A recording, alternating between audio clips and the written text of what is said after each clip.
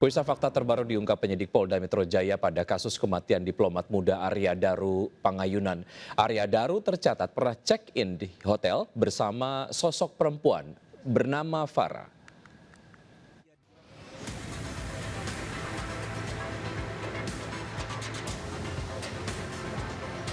Fakta terbaru terkait kasus kematian diplomat muda Arya Daru Pangayunan diungkap Polda Metro Jaya dalam proses audiensi polisi dengan pihak keluarga. Pengacara keluarga Arya, Nicola Aprilindo, mengungkap fakta sekaligus isu sensitif dalam perkara itu. Menurutnya, polisi menyampaikan fakta bahwa Arya Daru tercatat pernah check-in di hotel bersama dengan sosok perempuan bernama Farah. Nicolai meminta hal itu diusut tuntas oleh kepolisian, serta meminta kasus dinaikkan ke tahap penyidikan dan dilakukan gelar perkara khusus. Selain periksa Farah, Nicolai juga meminta Polda Metro Jaya memeriksa sosok pria bernama Dion.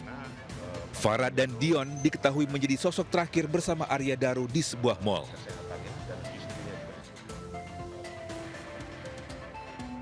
Untuk diketahui, jenazah Arya Daru ditemukan dalam kondisi mengenaskan di kamar kosnya di kawasan Menteng, Jakarta Pusat pada 8 Juli 2025. Ia ditemukan dengan wajah terbungkus plastik dan lakban kuning, sehingga timbulkan spekulasi publik bahwa korban diduga dibunuh.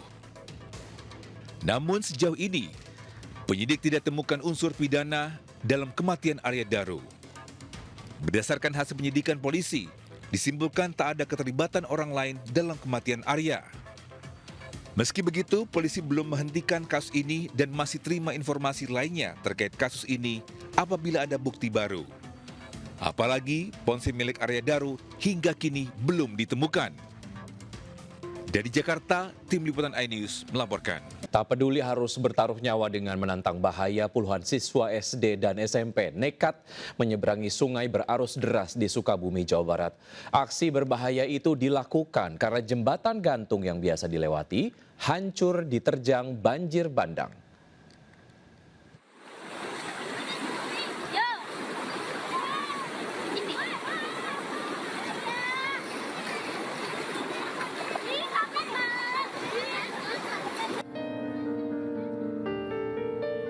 Inilah perjuangan siswa-siswi SD dan SMP saat berangkat menuju sekolah di Kampung Bojongkoneng, Mekarmukti, Waluran, Kabupaten Sukabumi.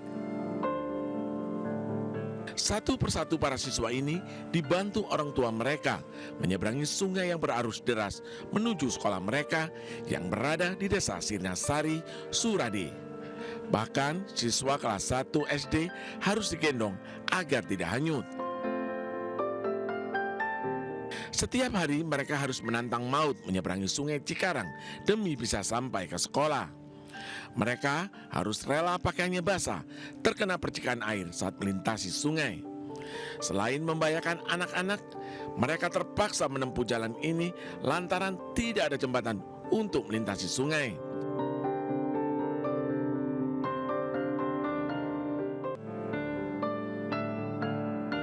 Warga berharap pemerintah segera membangun jembatan gantung untuk akses penghubung antar desa, agar aktivitas perekonomian dan pendidikan berjalan lancar tanpa menunggu korban.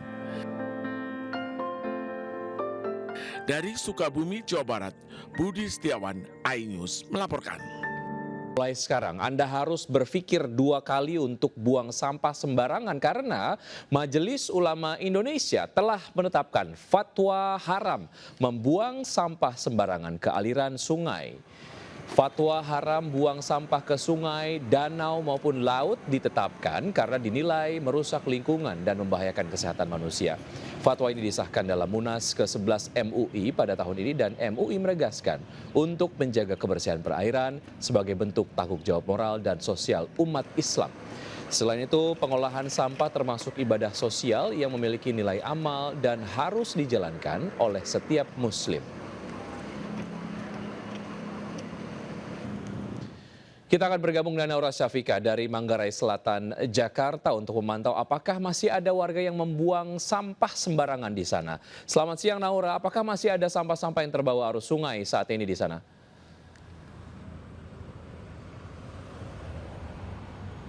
Ya, selamat siang Wiki dan pemirsa. Memang sedari tadi kami berada di Manggarai Selatan, Jakarta untuk melihat secara langsung aliran Kali Ciliwung yang tepat berada di bawah jembatan kami berada. Ini memang beberapa sampah masih terus berada di aliran Kali Ciliwung ini. Beberapa sampah rumah tangga seperti tadi saya melihat ada Pampers, kemudian bungkusan makanan juga masih mengambang dan juga berada di aliran Kali Ciliwung ini. Memang seperti yang kita lihat di sisi kanan kemudian juga di sisi kiri, ini merupakan pemukiman yang pastinya dari warga setempat di sini minim untuk tempat pembuangan sampah. Jadi mau tidak mau mereka membuang sampah ke kali yang berada di belakang rumahnya.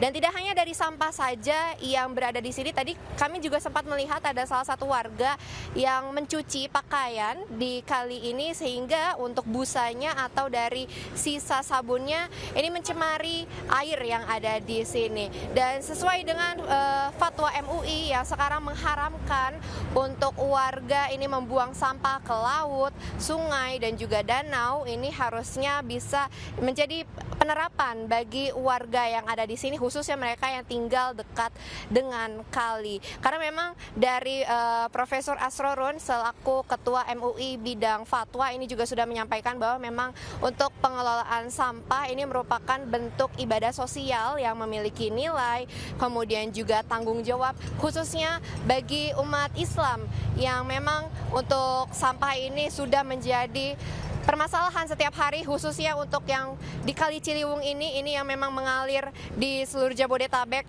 Dan pastinya kalau misalnya sampah ini yang ada di kanan kiri ini memang banyak sekali tumpukannya, ini bisa menyebabkan seperti banjir dan juga kemudian ini tentu saja bisa menjadi sumber penyakit dan sumber masalah untuk seluruh warga yang ada di sini. Dan memang diharapkannya juga tidak hanya karena dari fatwa MUI yang sudah mengharamkan untuk membuang sampah atau mengotori lingkungan, ini pastinya juga harus diterapkan kepada seluruh masyarakat yang ada di Indonesia, tidak hanya di Jakarta saja, memang untuk kita bisa menjaga lingkungan masing-masing. Sementara itu Wiki.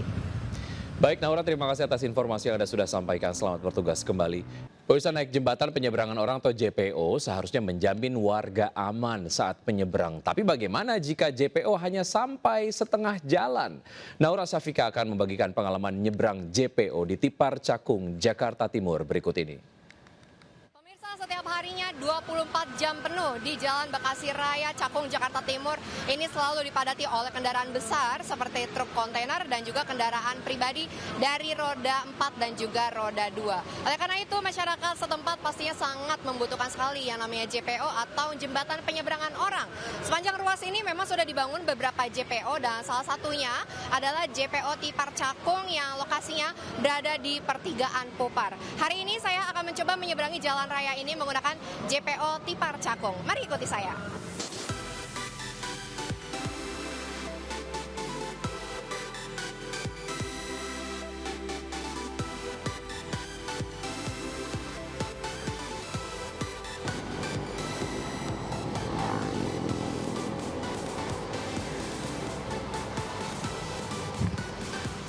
Pemirsa, saya sudah menyeberang nih menggunakan JPO Tipar Cakung yang ada di sini. Tapi ternyata saya pikir saya sudah berada di seberang jalan dari jalanan tersebut.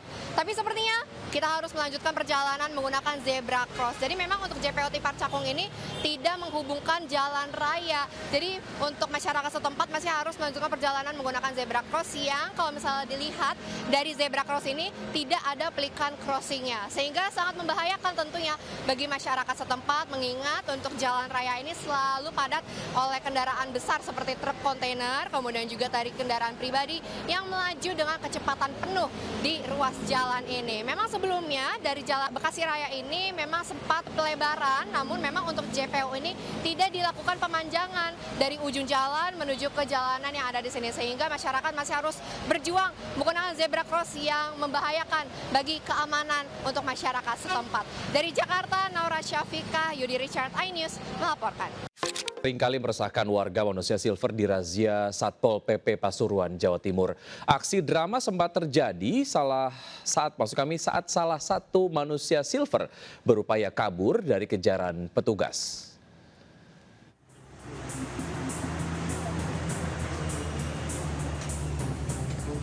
Mendapat banyak laporan adanya manusia silver di sejumlah perempatan jalan Kota Pasuruan, Jawa Timur, Petugas Pol PP Kota bergerak melakukan razia. Sejumlah manusia silver diamankan petugas, mulai di perempatan lampu merah Bugul Kidul Traffic Light Apotek di kota setempat. Bahkan satu manusia silver kabur saat diamankan petugas. Petugas yang tak berseragam terpaksa mengejarnya sampai ke gorong-gorong rumah warga. Sementara itu, menurut PLT Sekretaris Pol PP Kota Pasuruan mengatakan, razia ini dilakukan karena sudah ada Perda Kota nomor 4 tahun 2015, di mana pengamen pengemis anjal dilarang beroperasi di fasilitas umum Kota Pasuruan. Rencananya razia ini akan terus dilakukan setiap hari sampai sejumlah pengamen dan pengemis tidak berkeliaran di wilayah kota. Dari Pasuruan, Jawa Timur, Jaka Samudra, iNews melaporkan. Pemirsa, hati-hati saat berkenalan di media sosial. Di Tuban, Jawa Timur, seorang perempuan nekat menjalin hubungan asmara dengan pria yang ia kenal dari medsos dan mengaku sebagai anggota polisi. Belakangan kedok sang pria terbongkar dan ternyata pria tersebut hanyalah polisi gadungan. Diam, duduk. Melayu ya.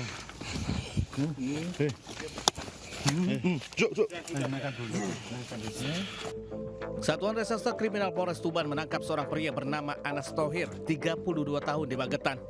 Pria ini diduga menipu seorang wanita dengan mengaku sebagai anggota polisi. Kasus ini bermula saat pelaku berkenalan dengan korban pada Mei lalu melalui media sosial dan sebagai anggota Resmob Polda Jatim. Korban lalu menjalin hubungan asmara dengan pelaku yang memperkuat kebohongannya dengan menunjukkan senjata api, HP, dan atribut lainnya. Belakangan, pelaku mulai meminta uang dengan berbagai alasan.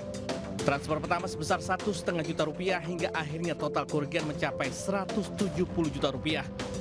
Karena merasa janggal, korban menanyakan identitas korban ke anggota polisi yang ia kenal dan baru menyadari ia jadi korban penipuan. Dari tangan pelaku, polisi menyita 1 pucuk airsoft gun, 1 unit handy stalkie dan barang bukti lainnya. Pelaku dijerat pasal tentang penipuan dan penggelapan dengan ancaman hukuman 4 tahun penjara. Dari Tuban, Jawa Timur, Pipit Wibawanto, iNews melaporkan. Terima kasih Anda masih bergabung bersama kami. Pemirsa, terombang-ambing selama 1 jam akibat mesin kapal mati. Dan kita lihat liputannya berikut ini. Dengan menggunakan perahu karet, tim penyelamatan pemadam kebakaran Kepulauan Seribu langsung melakukan evakuasi terhadap puluhan penumpang dan ABK kapal KM Aquarius One yang mengalami kerusakan mesin. Peristiwa ini terjadi saat kapal penumpang ini hendak mengantarkan penumpang dari Pulau Putri ke Pulau Pramuka. Di tengah perjalanan, mesin kapal mengalami kerusakan hingga akhirnya meminta bantuan evakuasi. Sempat terombang-ambing selama 1 jam, puluhan penumpang akhirnya dapat dievakuasi petugas pemadam kebakaran. Namun kapasitas kapal penyelamat yang terbatas membuat proses evakuasi harus dilakukan secara bertahap. Total 69 penumpang dan awak kapal akhirnya berhasil dievakuasi setelah terombang-ambing selama 1 jam. Usai berhasil dievakuasi, para penumpang dan ABK dibawa ke dermaga Pulau Harapan yang merupakan pulau terdekat. Dari Jakarta, Sofyan Firdaus, iNews melaporkan. Kapal nelayan karam dihantam gelombang tinggi di Asahan, Sumatera Utara. 5 nelayan dievakuasi dengan selamat, sementara itu 1 orang meninggal dunia.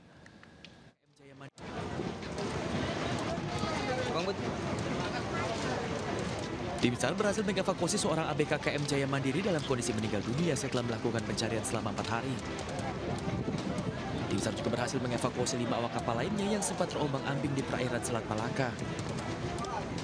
Sebelumnya sebanyak 6 ABK dikabarkan hilang setelah kapal yang mereka naiki karam dihantam ombak setinggi 3 meter akibat cuaca buruk di perairan Tanjung Balai, Asahan pada hari Minggu.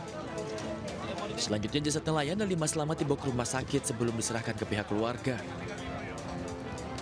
Pihak menghimbau kepada nelayan untuk waspada terhadap cuaca buruk dan pastikan memiliki alat keselamatan saat berlayar. Dari Asahan, Sumatera Utara, Ulil Amri, iNews melaporkan. Pemirsa, fakta terbaru diungkap penyidik Polda Metro Jaya pada kasus kematian diplomat muda Arya Daru Pangayunan. Arya Daru tercatat pernah check-in di hotel bersama sosok perempuan bernama Farah.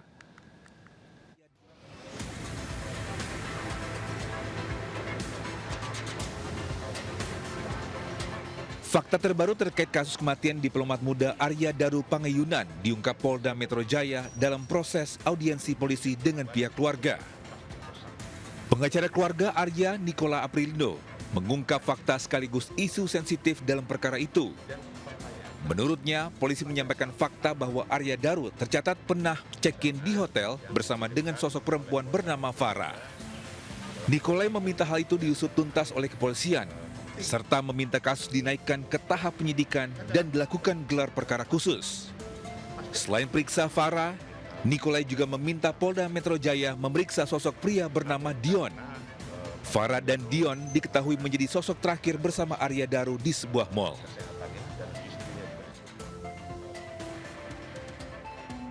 Untuk diketahui, jenazah Arya Daru ditemukan dalam kondisi mengenaskan di kamar kosnya di kawasan Menteng, Jakarta Pusat pada 8 Juli 2025.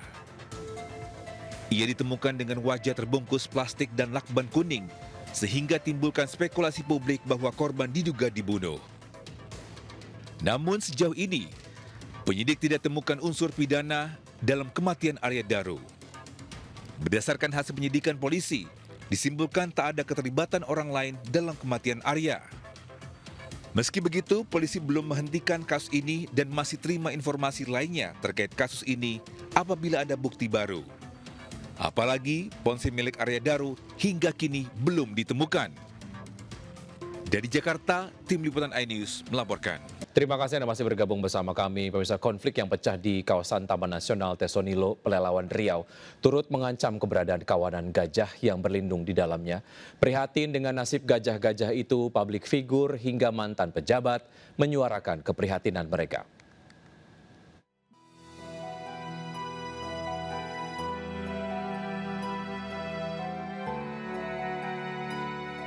Di balik hamparan hijau kawasan Taman Nasional Tesonilo, kini hanya tersisa sebagian kecil hutan alami.